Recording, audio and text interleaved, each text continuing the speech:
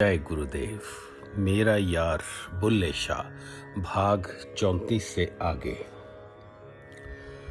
नदियों पार मुलक सजंदा लहवो लाभ ने केरी, सतगुर बेड़ी फड़ी खलोती ते क्यों लाइया देरी। प्रीतम पास ते टोलना किसनू, भुल गयो सिखर दोपहरी। बुल्ला शाह शौह तैनू मिलसी, दिल नू देह दलेरी। आ मिल यार सार लै मेरी, मेरी जान दुखा ने केरी। वैश्य सोचती जा रही थी कि ये कैसी अनदेखी शख्सियत है, इसमें ना तो मर्दानगी की अकड़ है ना राइसी की तनाई। नहीं, कुछ ऐंठ तो है, मगर शायद शराफत की, इंसानियत की, खुददारी की और गैरत की। तवायफ पैनी नजरों से बुल्ले शाह को कुरेदती जा रही थी। फिर बुल्ले शाह की असल सूरत जानने के लिए उसने उसे मनचली अदा का तराजू झुलाया, जिससे वह आज तक अपने दूसरे ग्राहकों को तोलती आई थी। घुंघरू खनकाए, कंगन भरी कलाइयां घुमाई और नैन चलाकर इशारा किया, मगर ये क्या, आज तक उसकी इन चमक छल्ली वाली आदाओं पर थैलियों के मुंह खुल जाते थे।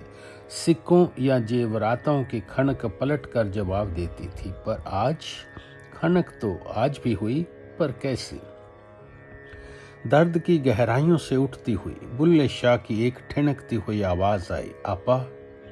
आपा बड़ी बहन को कहा जाता है। यह एक कामिल मुर्शिद के सच्चे मुरीद की खनक थी। दुनिया के बाजार में एक साधक की दौलत की खनक थी। वासनाओं के देश में गूंजती एक पाक आजान थी, एक रूहानी आशिक के द्वारा जिस्मानी हुस्न की उड़ाई गई जोरदार खिल्ली थी। तवायफ ने ये खनक सुनी तो सक पका कर रह गई। कानों सुनी पर यकीन ही नहीं हुआ। आज पहली मर्तबा किसी ने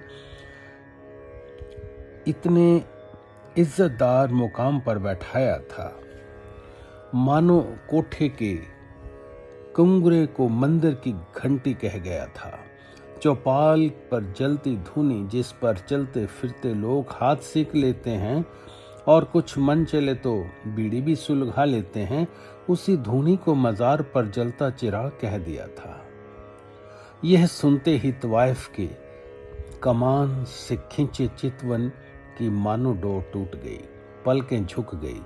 अपने लहराते पल्लू को समेटते हुए उसने लिप जाने को जोरदार तलब उसके अंदर जोर मारने लगी। कुछ सोया हुआ जागने की कगार पर आ गया। जहन की खाइयों में दबे संस्कार सर उठाने को बेकरार हो उठे, मगर बाहरी जिल्लत भी कुछ कम सख्त नहीं थी। भरी जवानी में धोखे से इतने थपेड़े खाए थे कि सख्ती का आना लाजमी था।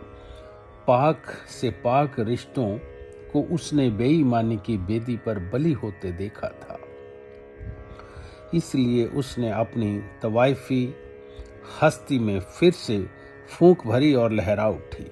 दरअसल बुल्ले शाह के लिए तो वह सिर्फ आपा ही थी, एक रूहानी फरिश्ता।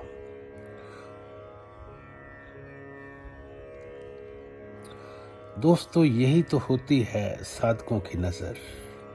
बस इसके आगे मैं कुछ नहीं कहूंगा, आप खुद ही समझ लीजिए। जो उसको रूह को करार दे सकता था। इसलिए बुल्ले शाह की निगाहें एकटक उस पर टिकी थी। उसके बेचैन प्यालों में अपनी उसकी रूह का इल्तजा थी, मगर उधर तवायफ खुद को हुस्न की सुराही समझ रही थी, जो आज तक सिर्फ हवस के प्याले भरती आई थी। इसलिए वह बुल्ले शाह की निगाहों और उनकी पाक इल्तजा को ठीक से समझ नहीं पाई। वलखा पर कटाक्ष कर बैठी, मेरा हुस्न निगाहों का कैद खाना है, पर तुम आंखों को उस कैद से आज़ाद करो। दिखने में साफ सुथरे घर के नजर आते हो, रात का वक्त है, अल्लाह को याके याद करो। आखिरी पंक्ति में के साथ तवाइफ की हंसी भी छूट गई, पर बुल्ले शाह ने उसी शायराना अंदाज बयां में जवाबी कार्रवाई की। दिल की जलती अंगीठी के लफ्जों को सीख सीख कर वह कह बैठा, तुम्हारे हुस्न से कोई गर्ज नहीं मुझको, मैं अपने पीर की रूहानियत का हूँ कायल, खुदा की बंदगी ही जिंदगी का है मकसद, बस उसका नाम जमा कर रहता हूँ हर पल। तवाइफ सुनते ही दोनों हाथों से ताली बजा उठी। जोरदार तंजिया हंसी के साथ उसने एक फिक्रा फेंक दिया, अच्छा तो रूहानियत की नमाज पढ़ते हो, बंदगी का मिजाज रखते हो, फिर इस हुस्न की मंडी में क्या अपना सिर मुंडवाने आए हो?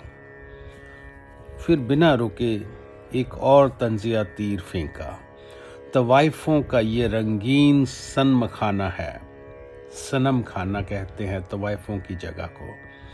लोग आते हैं यहाँ हुस्न की दावत के लिए, जवां उम्र में ही हिल गए हो क्या प्यारे, हवस के टीलों पे आए हो इबादत के लिए। वाह, बात तो 16 आने सही थी। बुल्ले शाह तवाइफ खाने की बड़ी अजीब व गरीब मुराद लेकर पहुंचा था।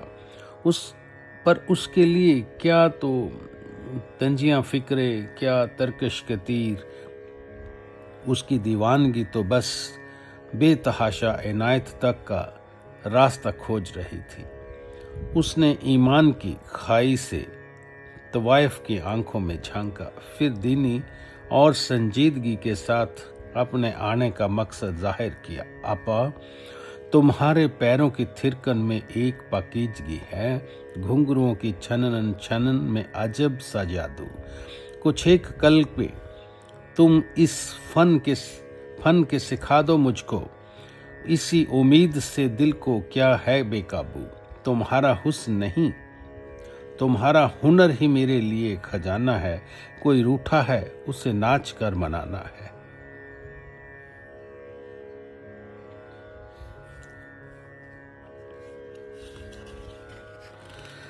इस आखिरी नुक्ते को कहते हुए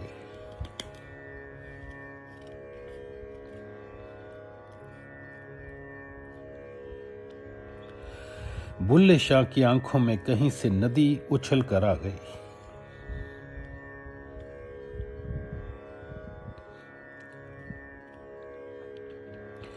नैन कोरों को लांघकर इकसार बहाने लगे।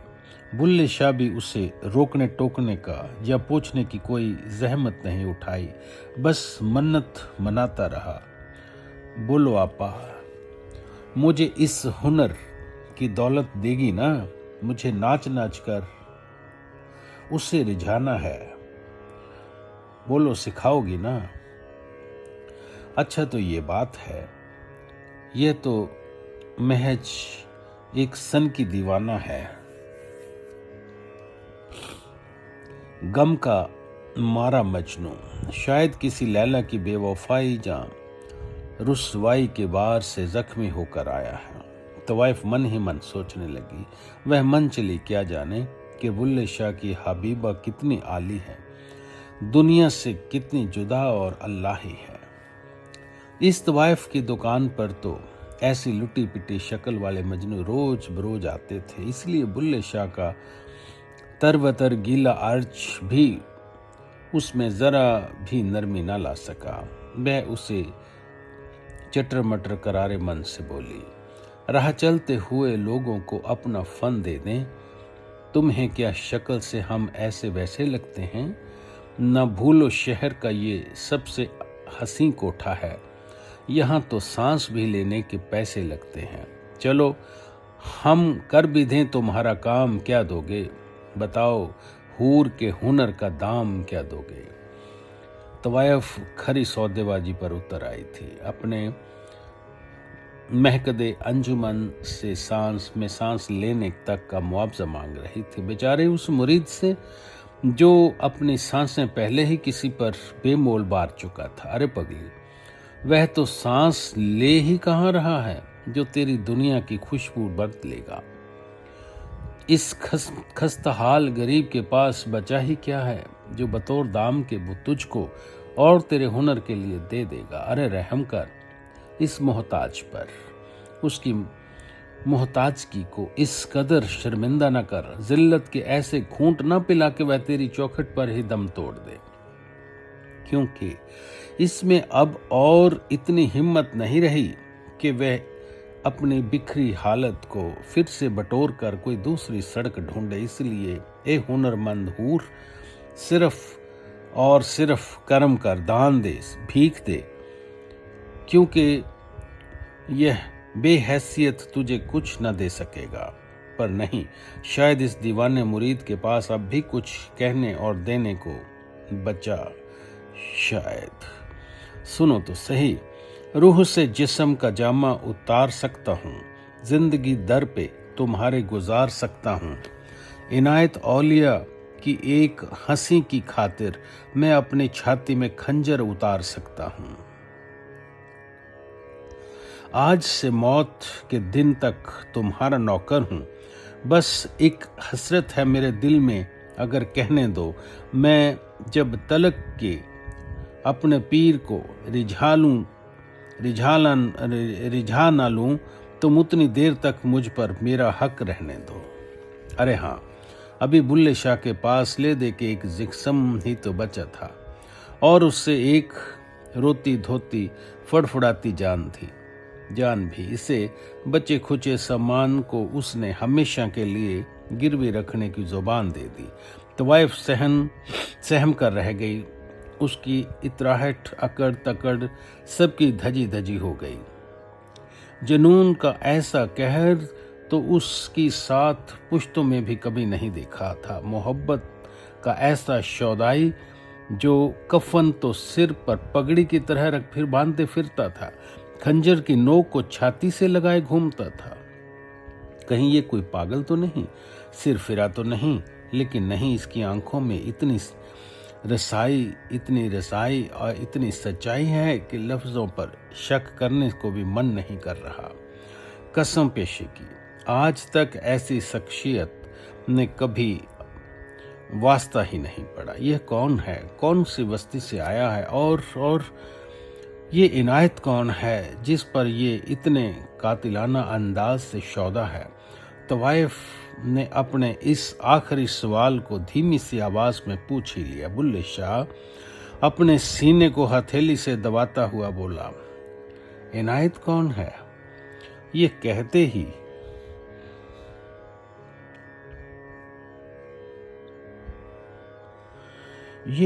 ही उसकी आवाज में जज्बातों की तरी घुल गई। आपा, वो मेरे शाहजी, मेरे मुर्शद हैं, मेरे पीर, मेरे औलिया, मेरे मौला।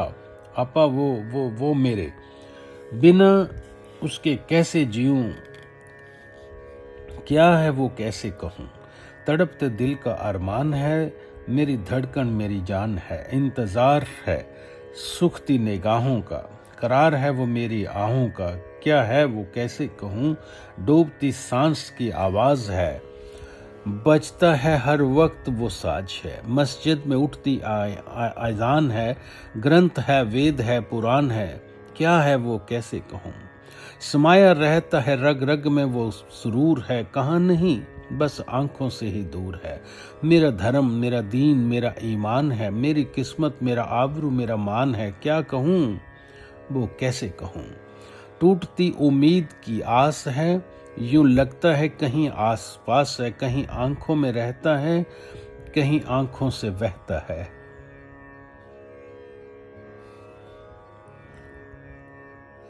क्या है वो कैसे कहूं, इश्क है, प्यार है, मेरी मोहब्बत है, मेरी आरज़ू, मेरे चाहत, मेरी कुर्बत है। दाता है, मालिक है, मेरी जान है, मेरे हर सजदे का यही मुकाम है। क्या है वो कैसे कहूं, मेरा दिल है, धड़कन है, जिंदगी है मेरी। मेरा सजदा है, इबादत है, वो बंदगी है मेरी। तमन्ना है, ख्वाहिश है वो जुस्तजू मेरी। मेरा जिस्म, मेरी जान और रूह भी वो मेरी। क्या नहीं है वो, ये कैसे कहूं। जुदा होने के बाद आज पहली मर्तबा किसी ने बुल्ले शाह से पूछ लिया कि तेरे इनायत कौन हैं, इसलिए उसके दिल के साज से अनहद धुन तो फूटनी ही थी।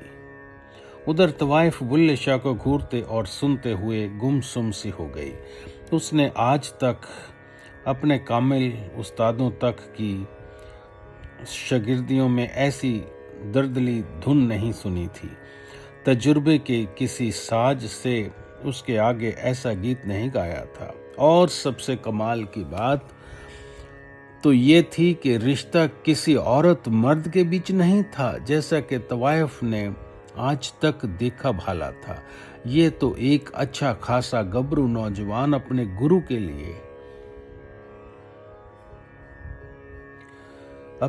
के लिए आंसू बहा रहा था।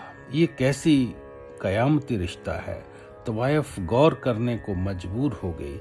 गहरी नींद से ऊँग रहा उसका ईमान करवटें बदलने लगा। बुल्ले शाह ने आपा आपा के लारों से उसमें सच का एक आपा को ही जन्म दे दिया। आज पहली मर्तबा उसने अपने ही कोठे पर उसकी हार हुई।